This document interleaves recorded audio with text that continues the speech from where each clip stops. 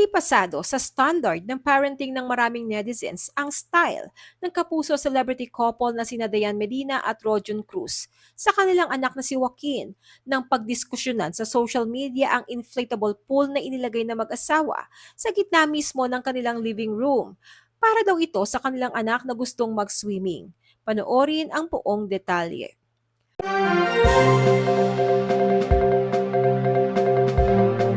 May 5, 2024 nang i-post ng kapuso actress na si Dayan Medina sa kanyang Instagram page ang video ng anak nila ni Rojon Cruz na si Joaquin na masayang naglalaro sa isang inflatable swimming pool na nakaset up sa mismong gitna ng kanilang living room. Sa paglalaro ni Joaquin ay kitang-kitang masaya itong nagtatampisaw ng tubig. Dahilan para mabasa ang mga ibang kagamitan sa sala tulad ng sofa at carpet. Pero baliwala iyon kina Dayan dahil priority nila ang happiness ng anak. Dahil anila minsan lang ito magiging bata.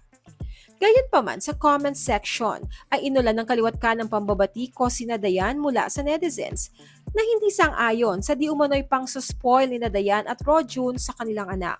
Goodbye carpet, saad sa isang komento. Wala naman kayo sa lugar sa pagsunod sa gusto ng anak nyo. Gentle parenting, sundot naman ng isa. At ang lahat ng iyan ay isa-isang sinagot ni Dayan Medina. Anya tungkol sa nabasang carpet, we can always buy a new one. But Joaquin's happiness, hindi yan mababalik at mabibili. Kanya-kanya naman umanong parenting style ang bawat magulang.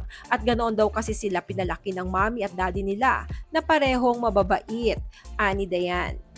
Sa video pa lang ay ipinaliwanag na ni Dayan na nagsabi ang anak nila na gusto nitong mag-swimming outside.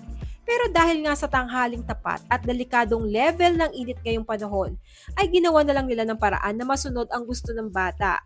Kaya naglagay sila ng maliit na inflatable pool sa sala.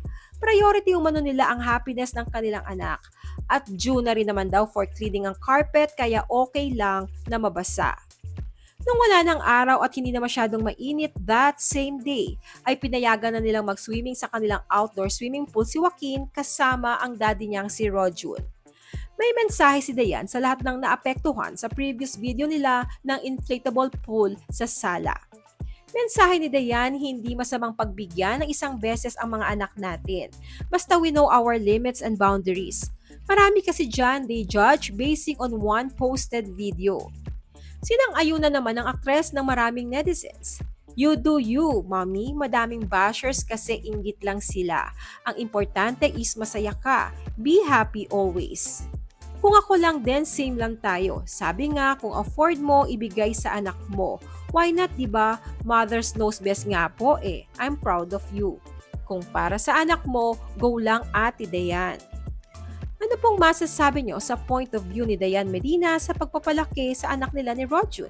Agree or disagree ba kayo? Share your thoughts below.